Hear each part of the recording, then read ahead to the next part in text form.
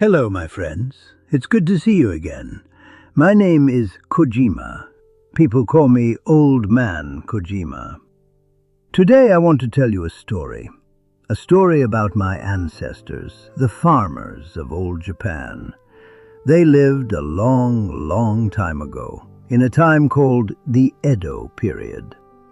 Our country, Japan, has many mountains and rivers that run down very fast, like waterfalls. It's not easy to grow rice here, especially because rice needs a lot of water. But our ancestors, they were very clever.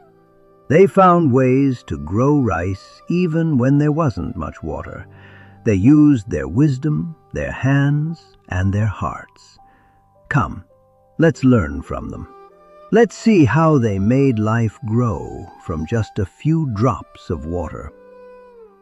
To understand how they farmed, you must first understand how they lived.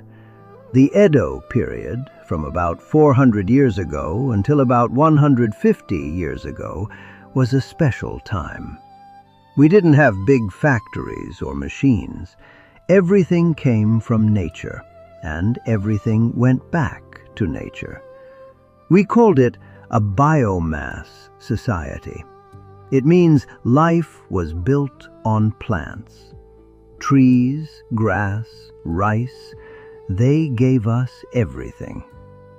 Many, many people lived then, maybe 30 million, and almost half of them were farmers, like my family.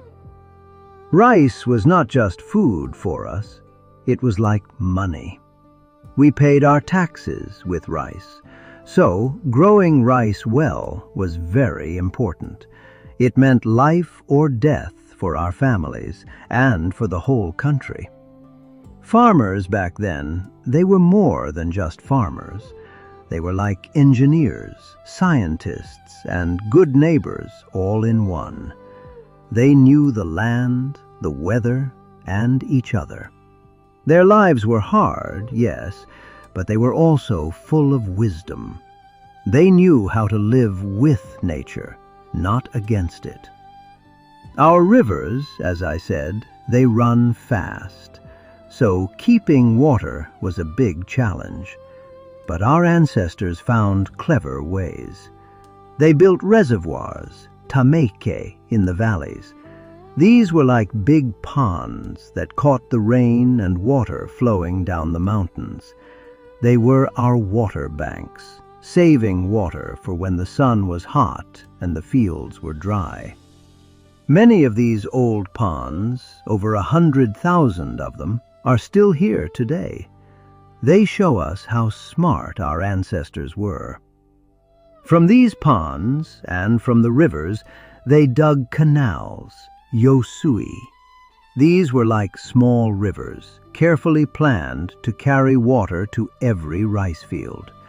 They used the natural slope of the land, so the water flowed by itself, without any pumps. It was a dance with gravity. And sometimes they built small dams called weirs, seki, in the rivers to guide the water into their canals. But what if there wasn't enough water for everyone? This was a big problem, a problem that could cause fights between villages. So our ancestors made strict rules for water rotation, banmizu. Imagine all the farmers in a village, or even many villages, sharing one water source. They would take turns. One field would get water today, another tomorrow. It was all planned out, down to the hour. Everyone had to follow the rules. If you didn't, it could mean trouble for everyone. It taught them to work together, to trust each other, and to respect every single drop of water. Life was hard work, from sunrise to sunset.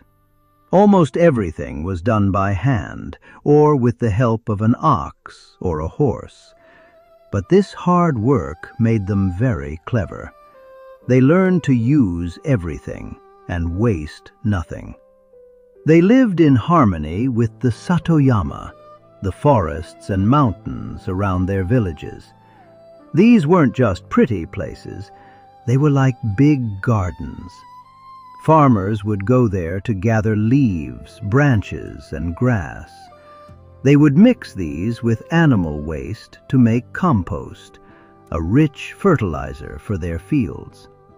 This kept the soil healthy and moist without needing any chemicals. And rice straw, wara, oh, that was a true gift. After harvesting the rice, the straw was used for so many things. They wove it into sandals for walking, mats for their homes, and ropes for tying things. It was also used as fuel for cooking and heating. Even the ash from burning the straw was precious. It was full of good things for the soil, so people would collect it and sell it back to the farmers. It was a perfect circle. And here's something that might surprise you. Even human waste, what we call shimogoe, was used. People from the cities would collect it and bring it to the farms. It was a rich fertilizer.